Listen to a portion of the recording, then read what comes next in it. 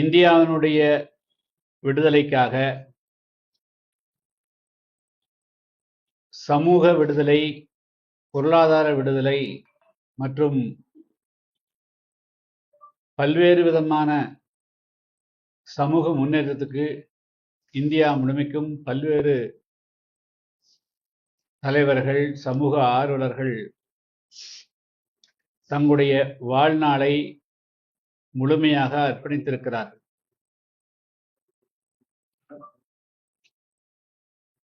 இந்தியாவினுடைய சுதந்திரம் ஏறக்குறைய 200 ஆண்டு கால போராட்டத்தினுடைய நிறைவாக கிடைக்கப்பட்டது.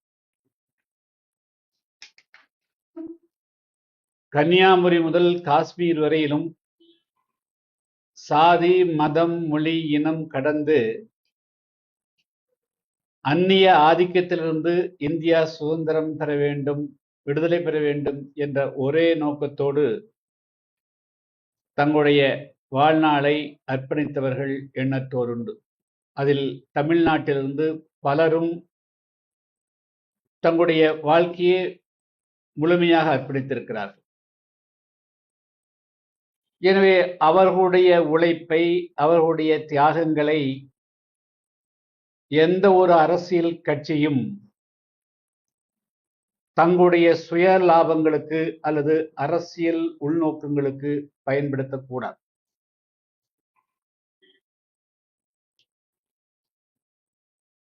இந்தியாவினுடைய சுதந்திரத்துக்கு காந்தி அவர்கள் தலைமையேற்றாலும் கூட தமிழகத்தினுடைய மூலை எட்டயபுரத்திலே தன்னுடைய இளம் வயதிலே கவி பாடி இந்தியா முழுமைக்கும் சுதந்திர தீயை மூட்டியவர் பாரதியார் அவர்கள். அதே போல தூத்துக்குடி மாவட்டம் ஓட்டப்பிடாரம் அருகே உள்ள ஒரு குக்கிராமத்திலே பிறந்து வழக்கறிஞர் பட்டம் பெற்று அந்த தொழிலில் கூட துறந்துவிட்டு ஆங்கிலேயருக்கு எதிராக சவாலாக சுதேசி கப்பலை இயக்கி தன்னுடைய சொத்து சுகங்களை எல்லாம் இழந்தவர் வ.உ. சிதம்பரனார் அவர்கள். அது மட்டுமல்ல, கோவை சிறையிலே செக்கிழுத்த செம்மல் என்ற தியாகத்திற்கு பெருமைக்கு உரியவர். அதுபோன்று பலரும் தமிழகத்திலே இருந்து இந்திய சுதந்திரத்திற்காக குரல் கொடுத்திருக்கிறார்கள். அவர்களை அவர்களுடைய பிறந்த நாட்களில், அவருடைய நினைவு நாட்களில் அரசு விழாக்களாக கொண்டாடி கௌரவிப்பது என்பது எந்த விதத்திலேயும் தவறு இல்லை. அதே போல பலரும் அந்த தியாக பட்டியலிலே வருகிறார். அழகு முத்துக்கோன் வருகிறார், முத்துராமலிங்க தேவர் வருகிறார், தியாகி சுந்தரலிங்கம் வருகிறார், இம்மானுவேல் வருகிறார், அதே போல தீரன் சின்னமலை வருகிறார். இது போன்று எண்ணற்றோரும் வருகிறார். ஆனால் எந்த ஒரு அரசியல் கட்சியும் தேர்தல் நேரத்திலே அவர்களுடைய பெயரை பயன்படுத்தி அரசியல் ஆதாயம் தேடுவதற்கு முயற்சி செய்யக்கூடாது. தேர்தல் விதிகளின்படியே சாதி மத உணர்வுகளை தூண்டக்கூடிய வகையில் எந்த ஒரு அரசியல் கட்சியும் செயல்படக்கூடாது என்பது விதி. அஇஅதிமுகவை பொறுத்த மட்டிலும் 1972ஆம் ஆண்டு புரட்சித் தலைவர் எம்ஜிஆர் அவர்களால் இந்த இயக்கம் உருவாக்கப்பட்டது. அதற்கு முன்பு ஏறக்குறைய 30 ஆண்டு காலம் அவர் திரைத்துறையில் சாதி ஒழிப்புக்கு எதிராக, மத வேறுபாடுகளுக்கு எதிராக, அதே போல பொருளாதார ஏற்றத்தாழ்வுகளுக்கு எதிராக குரல் கொடுத்து ஏழை எளிய மக்களை தன் வசப்படுத்தி தன்னை எந்த ஜாதியோடு அல்லது மதத்தோடும் மொழியோடும் யாரோடும் தன்னை அடையாளப்படுத்திக் கொள்ளாமல் அனைவருக்குமான தலைவராக அவர் உயர்ந்ததோடு அந்த கட்சியையும் அப்படித்தான் வழிநடத்தி சென்றார். அந்த இயக்கம் எம்ஜிஆர் அவர்களுடைய மறைவுக்கு பிறகு அதுல பலரும் அதை தலைவர் ஜானகி அவர்கள் வந்தார்கள், ஜெயலலிதா அவர்கள் வந்தார்கள். ஜெயலலிதா அவர்கள் 1991 முதல் 96 வரையிலும் முதலமைச்சராக இருந்த நேரத்தில் தான் அவர் ஒருதலைப்பட்சமாக ஒரு குறிப்பிட்ட சமுதாயத்தோடு தன்னை அடையாளப்படுத்திக் கொண்டு ஏழை எளிய மக்களுக்கு, குறிப்பாக பட்டியலமைப்பிற்குரிய மக்களுக்கு எதிராக செயல்பட்டு 95ஆம் ஆண்டு கொடியங்குளம் சம்பவம் நடந்து அது சர்வதேச அளவிலான பிரச்சனையாக மாறியது. அவர் அந்த பிரச்சனைக்கு அந்த மக்களை காயப்படுத்தி விட்டோம், அவர்களுக்கு பாதிப்பை உருவாக்கி விட்டோம் என்ற அடிப்படையில் தான் அவர் அதே ஆண்டு மிகப்பெரிய அளவுக்கு தென் தமிழகத்தில் அதனுடைய விளைவாக ஏற்பட்ட கோபத்தை தணிப்பதற்காக 1995 நவம்பர் மாதம் சட்டமன்றத்தில் விருதுநகரை மையமாக வைத்து சுந்தரலிங்கம் போக்குவரத்து கழகம் இயக்கப்படும் என்று அறிவித்தார். ஆனால் சுந்தரலிங்கம் அவர் தேவேந்திர வேளாளர் சமுதாயத்தை சார்ந்தவர். அந்த காலகட்டத்தில் தமிழ்நாட்டில் பெரும்பாலான மாவட்டங்களுக்கு அது சுதந்திர போராட்ட தியாகிகளோ அல்லது தமிழ்நாட்டுக்கு பாடுபட்டவர்களோ அல்லது வேறு ஏதாவது விதத்தில் இந்த தொடர்பு இருக்கக்கூடியவர்களுடைய பெயர்கள் மாவட்டங்களுக்கும் சூட்டப்பட்டது, போக்குவரத்து கழகங்களுக்கும் சூட்டப்பட்டு இருந்தது.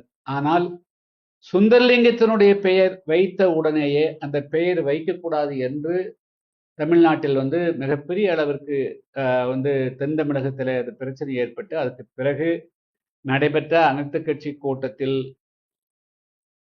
இனிமேல் தமிழகத்தில் மாவட்டங்களுக்கும் எந்த சமுதாயத்தினுடைய சாதியினுடைய தலைவரும் வைப்பதில்லை, போக்குவரத்து கழகங்களுக்கும் பெயர் வைப்பதில்லை, கட்டடங்களுக்கும் பெயர் சூட்டுவதில்லை, சிலைகளும் அனைத்து சிலைகளும் தமிழ்நாட்டுக்குரிய அனைத்து சிலைகளும் அகற்றப்பட்டு அவைகள் அருங்காட்சியகத்தில் வைக்கப்படும் என்று அனைத்து கட்சி கூட்டத்திலே முடிவெடுக்கப்பட்டது. இதுதான் கடந்த 96-7க்கு பிறகு பிரச்சனை ஏற்பட்டு 97க்கு பிறகு ஏறக்குறைய இந்த 18-20 ஆண்டு காலமாக இருக்கக்கூடிய நடைமுறை. இப்பொழுது 2026 சட்டமன்ற தேர்தல் வரவிருக்கிறது. ஆளுங்கட்சியை எதிர்த்து பேசுவதற்கு எவ்வளவோ பிரச்சனைகள் இருக்கிறது. அவர்கள் 505 வாக்குறுதிகளை கொடுத்தார்கள். அதில் எது நிறைவேற்றப்பட்டது நிறைவேற்றப்படவில்லை என்று பேசுவதற்கு எதிர்கட்சிக்கு நிறைய ஸ்பேஸ் இருக்கிறது. அதையெல்லாம் விட்டுவிட்டு இப்பொழுது எடப்பாடி பழனிசாமி அவர்கள் திடீர் என்று மதுரை விமானத்துக்கு பெயர் சூட்டுவது குறித்து அவர் தன்னுடைய அண்மையில் திண்டுக்கல் மாவட்டம் சின்னாளப்பட்டியில் நடந்த கூட்டத்தில் பேசி விட்டு சென்றிருக்கிறார். அதே போல அதை குறித்து மீண்டும் நேற்றைய தினம் உள்துறை அமைச்சரிடத்திலும் பேசியதாக தெரிகிறது. அவருக்கு உள்கட்சிக்குள் தினகரன் அவர்களையும் ஓபிஎஸ் அவர்களையும் அல்லது சசிகலா அவர்களையும் சந்திக்க முடியாமல் இருப்பது எல்லோருக்கும் தெரிகிறது. அவர் திணறுகிறார் என்பது தெரிகிறது. அவருக்கு பிரச்சனை இருக்கிறதுன்னு தெரிகிறது. அதை அரசியல் ரீதியாகத்தான் அவர் அதை கையாள வேண்டுமே தவிர மறைந்த தலைவர்களுடைய பெயருக்கு களங்கம் வைக்கக்கூடிய வகையில் அல்லது ஒரு பெயரை வைக்கின்ற பொழுது அதுக்கு எதிர்ப்பு அல்லது இன்னொரு பெயரை வைக்க வேண்டும் என்ற ஒரு அரசியல் சூழ்நிலையை உருவாக்கி அதன் மூலமாக அவர்களுடைய தியாகம், அது முத்துராமலிங்க அவர்களே எந்த தியாகம் அவரும் ஒரு சமுதாயத்துக்கு அர்ப்பணித்திருந்தாலும் கூட ஏற்கனவே சுந்தரலிங்கத்தினுடைய பெயர் வைக்கக்கூடாது என்று எதிர்க்கிறதுடைய விளைவாக இப்பொழுது உடையாக எல்லாம் ஒவ்வொன்றுக்கும் ஆதரவும் இருக்கும் எதிர்ப்பும் இருக்கும். ஒன்று ஆதரவும் இருக்கும் எதிர்ப்பும் என்று சொன்னால் சுந்தரலிங்கம் என்பவர் தமிழ் சமுதாயத்தை சார்ந்தவர். அவர் பட்டியலின பிரிவில் இருந்தார், தேர்ந்தெடுக்கப்பட்ட சமுதாயத்தை சார்ந்தவர். அவர் பெயரை வைக்கவே கூடாது என்று மிகப்பெரிய அளவு கொந்தளிப்பு ஏற்பட்ட பிறகு தமிழ்நாட்டில் இன்னொரு பெயர் வைப்பது என்பது அவ்வளவு எளிதான காரியம் அல்ல. அரசாங்க கட்டிடத்துக்கோ அல்லது விமான நிலையங்களுக்கோ அது எதுக்கு தமிழ்நாட்டில் இனிமேல் நடைபெறாது. அப்படி இருக்கிற போது எடப்பாடி பழனிசாமி அவர்கள் அது ஒரு பொறுப்பு வாய்ந்த ஒரு கட்சியினுடைய பொதுச் செயலாளர், முன்னாள் முதல்வர், இன்னைக்கு 2026 சட்டமன்ற தேர்தலை சந்திக்கவிருக்கின்ற பொழுது தேவையில்லாம சர்ச்சைக்குரிய விஷயங்களை எடுக்க வேண்டிய அவசியம் இல்லை. அது ஒரு தரப்பை நீங்க முழுமையாக திருப்திப்படுத்த முடியுமா இல்லையா என்பது வேறு விஷயம். ஆனா அதுக்கு எதிரான தரப்பு உங்களுக்கு எதிராக திரண்டுருவாங்க. தான் இருக்கக்கூடிய நிலைமைகள். அதனால அவர்கள் அரசியல் ரீதியாக நீங்க தினகரனோடு இருக்கக்கூடிய முரண்பாடுகளை நீங்கள் அரசியல் ரீதியாக தயவு பேசி தீர்த்துக்குங்க. ஓபிஎஸ் அவரோடு இருக்கக்கூடிய பிரச்சனை அது உங்களுடைய சகோதரர்கள் நீங்க எல்லாரும் பெரிய வேறுபாடு இல்லை, அதை நீங்க பேசி தீர்த்துக்குங்க. ஆனால் இது சமூக முரண்பாடுகளை உருவாக்கக்கூடிய மாதிரி எந்த விதமான நான் அந்த பேர் வைப்பேன், அந்த வெறுப்பேன், அது கொடுக்கலாம், இது கொடுக்கலாங்கிறதெல்லாம் இப்படி இருக்கக்கூடிய ஒரு சுமூகமான நிலைமையை சீரழித்து விடும் என்ற கவலையை நான் தெரிவித்துக் கொள்ள விரும்புகிறேன். எனவே பொறுப்பு வாய்ந்த எதிர்க்கட்சியினுடைய தலைவர் எடப்பாடி பழனிசாமி அவர்கள் தங்களுடைய அரசியல் சிக்கலை தீர்த்துக் கொள்வதற்காக நீங்கள் மறைந்த தலைவர்கள் யாருடைய பெயரையும் நீங்கள் பயன்படுத்தக்கூடாது, அவர்களை பலிகடா ஆக்க வேண்டாங்கிறது தான் என்னுடைய அன்பான வேண்டுகோள். தான் என்னுடைய வேண்டுகோள் ஆகும். அதே போல நீங்க பாத்தீங்கன்னா அடுத்த பாயிண்ட் போயிடுறேன், அப்ப நீங்க சொல்லுங்க. திமுக ஜாதி ஒழிப்பு மற்றும் சமூக நீதியில் முன்னணி இருக்கக்கூடிய கட்சி, அதை சொல்லிக்கிறாங்க. நேற்றைய தினம் பார்த்தீங்கன்னா இன்னைக்கு எல்லா இடத்துலையும் வாட்ஸ்அப்ல போயிட்டு இருக்குது. மதுரை மாநகரத்தினுடைய அவைத்தலைவராக இருக்கக்கூடிய ஒச்சாத் பாலு அப்படிங்கிறவர் ஒரே நாளில் புகழ் வந்தவர். அவர் கட்சியில் தொண்டராகலாம் தெரியுங்க. ஒரு நாள் கலைஞர் வந்தாரு, ஒரு 10-15 வருஷத்துக்கு முதல்ல ஒரு போஸ்ட் போட்டு புகழடைஞ்சவர் தான். கட்சியில் தியாகம் பண்ணியல் அவர் பெரிய ஆளா இருந்தார். இப்பொழுது ஏதோ அங்க இருக்கிற சந்தன மாரியம்மன் கோயில் விழாவுக்காக அன்னதானம் போடுவதற்காக ஒரு கார்த்திக் என்ற ஒரு கேட்டரிங் ஏஜென்சியை நியமிச்சிருக்கிறாரு. அவருக்கு பணம் கொடுக்காம விட்டுட்டு அதுக்கு பணம் கேட்க போனது சாதியை சொல்லி இழிவுபடுத்தியிருக்கிறார். திமுகல இந்த மாதிரி ஒரு மாவட்ட அளவு இருக்கக்கூடியவர்கள் எல்லாம் இந்த மாதிரி பேசுவதற்கு அனுமதிக்கூடாது. உடனடியாக முதல்வர் ஸ்டாலின் அவர்கள் அந்த ஒச்சாத்து பாலை உடனடியாக கட்சியிலிருந்து நீக்கணும். அவர் மீது தீண்டாமை வழக்கை காவல்துறை உடனடியாக பதிவு செய்ய வேண்டும் என்று சொன்னால், மென்மையான இது போல கட்சிக்காரர்கள் தவறு செய்யறதுன்னு பார்க்கக்கூடாது. இது ஒரு மாவட்ட பொறுப்பாளராக இருக்கக்கூடியவர்களை இது போல எளிதாக பயன்படுத்துவது, எல்லோருக்கும் அது சாதாரணமான வார்த்தையை பயன்படுத்தும். அவர் என்ன பண்ணி போட்டாங்க, நாமும் பயன்படுத்துறாங்கிற அதனால ஒச்சாத்து பால உடனடியாக கட்சியினுடைய அடிப்படை உறுப்பினர் பொறுப்பிலிருந்தும் நிரந்தரமாக நீக்கணும். அப்பதான் ஏன்னா எல்லா கட்சியுமே கட்சியில எல்லாருமே 100க்கு 100 சரியா சொல்லி மோசமா செய்யக்கூடியவர்கள், தவறு இருக்கக்கூடியவர்களை நீக்குவதற்கு தலைமை எப்பொழுதுமே தயங்கக்கூடாது. அதனால ஒச்சாத் பால் அவர்களை உடனடியாக திமுகவுடைய அடிப்படை நிரந்தரமாக நீக்கி வைக்கணும்னு வேண்டிக்கிறேன். அதே போல அந்த மாதிரி இந்த கார்த்திகையும் அவருடைய மனைவியும் காலில் விட வச்சது அது மனித உரிமை மீறல். அவளை சாதியை சொல்லி தட்டு அவர்களே இப்போ என்ன சொன்னாலும் கூட அவர்களை கூட மிரட்டுறதாக கேள்விப்படுறோம். ஆனா இதுல உண்மை நிலையை அறிந்து கம்ப்ளீட்டா காவல்துறை வழக்கு பேசுகிறது, அதுக்கும் நடவடிக்கை எடுக்கணும்னு நான் வலியுறுத்துகிறேன். அப்பதான் இனிமேல் அதனால் ஆளுங்கட்சி அமைச்சர்கள் சாதியை சொல்லி பேசுறாங்க, சட்டமன்ற உறுப்பினர்கள் பேசுறாங்க. ஸோ இது இப்போ என்னன்னா ஆளுங்கட்சி தான் இப்போ எந்த யார் நீங்க ஜாதி ஒழிப்பு பேசுறீங்களோ, யார் சமூக நீதி பேசுறீங்களோ, இந்த கட்சியை சார்ந்தவர்களால் மிக அதிகமாக இப்பொழுது சாதியை தூண்டக்கூடிய வகையிலும் பிரிவினை பேசக்கூடிய வகையிலும் இழிவுபடுத்தக்கூடிய வகையில் நடக்குது. அதனால திமுக அவருடைய தலைமையை இதுல கடுமையா நடவடிக்கை எடுக்கணும்னு நான் வேண்டிக்கிறேன்.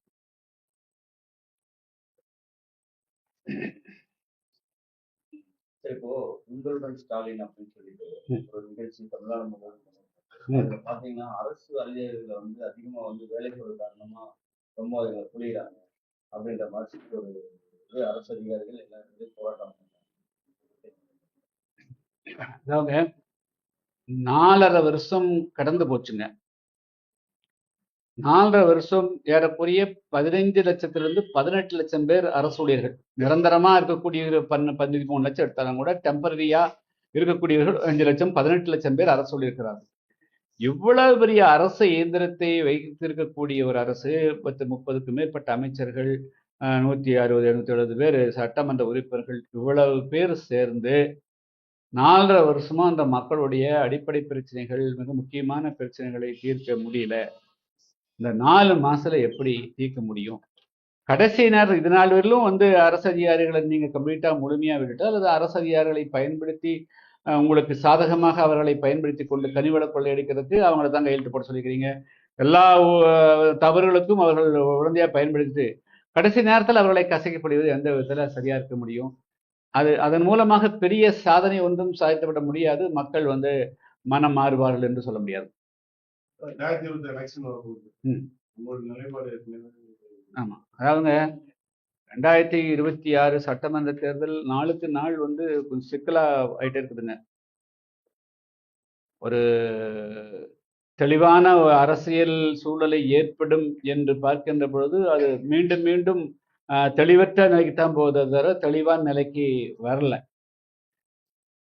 புதிய தமிழகம் கட்சியை பொறுத்த மட்டும் 2026 ஒரு குரூஷியல் எலெக்ஷனாக, ஒரு மிக முக்கியமான தேர்தலாக நாங்கள் பார்க்கிறோம். என்று சொன்னால் கடந்த 10 ஆண்டு காலம் எங்களுடைய பிரதிநிதிகள் சட்டமன்றத்திலே இல்லை. மேலும் சட்டமன்ற அந்த ரிசர்வ் தொகுதியிலிருந்து வென்று சென்றவர்களும் யாருமே அந்த அடித்தட மக்களுக்கு, விளிம்புநிலை மக்களுக்கு, பட்டியலின மக்களுடைய எந்த விதமான பிரச்சனைகளுக்கும் யாரும் குரல் கொடுக்கல. தலித் அமைப்பு என்று சொல்லக்கூடியவர்களும் அவர்களும் எடுபடிகளாக மாறி போய்விட்டார்கள். அதனால புதிய தமிழகத்தினுடைய வெற்றி பிரசன்ஸ் அந்த 2026 சட்டமன்ற தேர்தலில் மிக மிக முக்கியமானதாக இருக்கிறது. எனவே நாங்கள் வெற்றி பெறுவது மட்டுமல்ல, ஆயிரக்கணக்கான பிரச்சனைகள் இந்த பட்டியலின மக்கள் சந்திக்கிறார்கள். அதாவது நாங்கள் தொடர்ந்து கடந்த 4 மாத காலமாக ஏப்ரல் மாதத்திலிருந்து அனைத்து கிராமங்களுக்கும் சென்றதனுடைய பிரச்சனைனா, மக்கள் மதுவால் மிகப்பெரிய அளவுக்கு பாதிக்கப்பட்டிருக்கிறார்கள். ஆண்கள் அதாவது மதுவுக்கு அடிமையாகி அவருடைய உடல்நலத்தை கெடுத்திருக்கார்கள். பொருளாதாரத்தில் மிகவும் பின்தங்கிட்டாங்க. இந்த அரசு கொடுத்த 1000 ரூபாய் எந்த விதத்திலும் எந்த மக்களுக்கும் பலனளிக்கக்கூடியதாக இல்லை. அது இடதுகையில் போய் வலதுகையில மீண்டும் டாஸ்மார்க்கே வந்திருக்கே தவிர அது அந்த மக்களுடைய பொருளாதாரத்தை ஒரு துளி இம்மி அளவு மாற்றி அமைக்கக்கூடிய வகையிலும் கூட இல்லைங்க. ஸோ மதுவால் அந்த மக்கள் மிகப்பெரிய அளவுக்கு சீரழிவுக்கு ஆளாயிருக்கிறாங்க. ஒரு தலைமுறையே அழிந்து போகக்கூடிய அளவுக்கு இருக்குது. அதே போல கிராமத்துல 100 நாள் வேலையை தவிர வேற எந்த அளவுக்கு உத்தரவாதமான வேலைங்கிறது எந்த மக்களுக்கு இல்லைங்க. நகர்ப்புறங்கள், பேரூராட்சி, நகராட்சிகள் எல்லாம் இருக்கிறது இந்த 100 நாள் வேலையே இப்போ முறையா எல்லா கிராமங்களுக்கும் கொடுக்கல. ஸோ வறுமை தன்மை மிக அளவுக்கு பெரிய அளவுக்கு அதிகமாயிட்டு, பொருளாதார இடைவெளிகள், வசதி ஒரு குரூப் கொஞ்சம் வசதி படைத்தவர்களா ஒரு மத்திய தரமா இருக்கிறவங்க வளர்றாங்க. ஆனால் ஏழைகளுக்கும் மத்திய தரவருக்கும் பணக்காரக்கூடிய இடைவெளி மிக அதிகமாக பார்க்கிறது. எல்லா இந்த ஒரு ஜாதியில் இல்லை, எல்லா சமுதாயங்களிலும் ஏழைகளுக்கும் பணக்காரர்களுக்கும் வேறுபாடு மிக அதிகமா இருக்குது. அதனால ஒரு மிகப்பெரிய ஒரு மாற்றத்தை நிகழ்த்தணும், சட்டமன்றத்தில் வலுவா கொடுக்கணும், ஆட்சி அதிகாரத்துல நாங்க பங்கு பெற்றாதான் இந்த மக்கள், ஏழை எளிய மக்களுக்கு நேரடியாக எதையாவது செய்ய முடியும் என்று கருதுகிறோம்.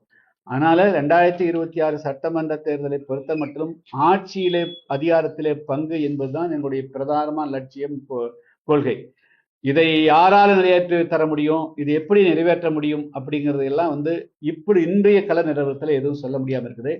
ஸோ எங்களுடைய மாநாடு, புதிய தமிழகம் கட்சியினுடைய 7வது மாநில மாநாடு 2026 ஜனவரி 7ஆம் தேதி மதுரையில் நடைபெறுகிறது. அந்த மாநாட்டில் நாங்கள் உத்தேசமாக எங்களுடைய அரசியல் நிலைப்பாட்டை தெரிவதற்கு உண்டான வாய்ப்பு இருக்குது. கூட்டணி ஜனவரி 7ஆம் தேதிக்கு பிறகு கூட்டணி நிலைப்பாட்டுகளை நாங்கள் நிச்சயமாக அறிவிப்போம். ஆனால் இந்த சமுதாய மக்கள், தமிழ்நாட்டு மக்களுக்கு ஒரு விடிவு காலத்தை உருவாக்கணும், அவங்களுக்கு நேரடியாக ஏதாவது நன்மை செய்யணும், ஏழை எளிய மக்களுக்கு சாதி கடந்து, மொழி கடந்து, இனம் கொண்டு செய்யணும்னு சொன்னால் ஆட்சி அதிகாரத்தில் பங்கு பெற்றாதான் சாத்தியங்கிறது உணரணும். அதனால அந்த ஆட்சி பங்கு பெறக்கூடிய வாய்ப்புகள் எப்படி இருக்கிறதுங்கிறத அதைத்தான் நாங்கள் பிரதானமாக கருதி எங்களுடைய கூட்டணி நிலைப்பாடு அமையும். அமித்ஷா பாத்தீங்கன்னாக்கா தேசிய ஜனநாயக கூட்டணி ஆட்சி தான் தமிழகத்தில் சொல்லியிருக்காரு. அதான் நீங்க பிஜேபி போறதுக்கான வாய்ப்புகள் அதிகமா இருக்கா?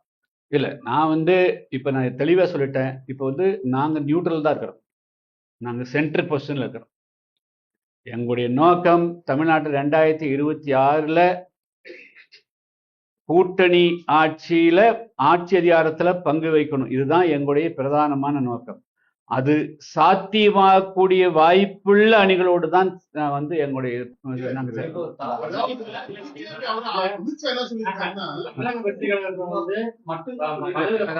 எல்லா கேள்விக்கும் பதில் சொல்றேன். அமித்ஷா என்ன சொல்லியிருக்காரு, கூட்டணி ஆட்சி தான் சொல்றாரு. சரி, எடப்பாடி சொல்றாரு, 2வது விஷயம் மத்திய அமைச்சர், உள்துறை அமைச்சர் சொல்றாரு. சரி, அப்ப நீங்க கூட்டணிக்கு போற வாய்ப்புகள் இருக்கா?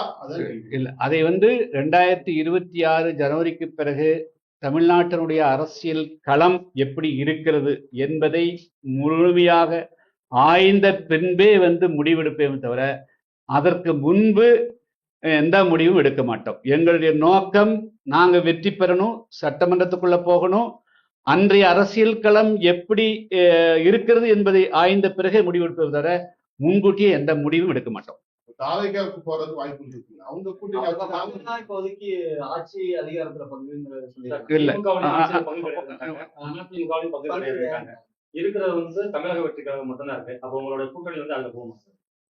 அதாவது தமிழக வெற்றி கழகம் இப்ப தமிழ்நாட்டில் புதிதாக அரசியல் களத்துக்கு நுழைந்திருக்கிற ஒரு இயக்கம்.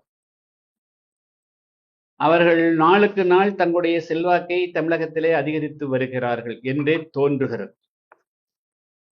அந்த தன்னுடைய விசுவாசம் இருக்க தொண்டர்கள் முழுமையும் அவர் அரசியல் செல்வாக்காக, அரசியல் வாக்கு வங்கியாக மாற்றுவார்களா, இன்னும் அதை பன்மடங்கு ஆக்கி வெற்றிக்கு கொண்டு வருவார்களா என்பதெல்லாம் தொடர்ந்து அவர் சனிக்கிழதோறும் நடத்தக்கூடிய அந்த பரப்புரையினுடைய நிறைவாக, அல்லது டிசம்பர் மாதத்துக்கு பிறகு அரசியல் களம் எப்படி இருக்கிறது என்று அதையெல்லாம் நாங்கள் கணித்த பிறகு நாங்கள் முடிவெடுப்போம். ஆனால் கூட்டணியில் பங்கு, ஆட்சியில் பங்கு அப்படிங்கிற போது நிச்சயமாக நாங்கள் யாரையும் ஒதுக்க மாட்டோம், புறந்தள்ள மாட்டோம். அதில் தமிழ்நாடு வெற்றி கழகத்தையும் நாங்கள் நிச்சயமாக கணக்கில் கொண்டே எங்களுடைய அரசியல் யுத்தியை வகுப்போம்.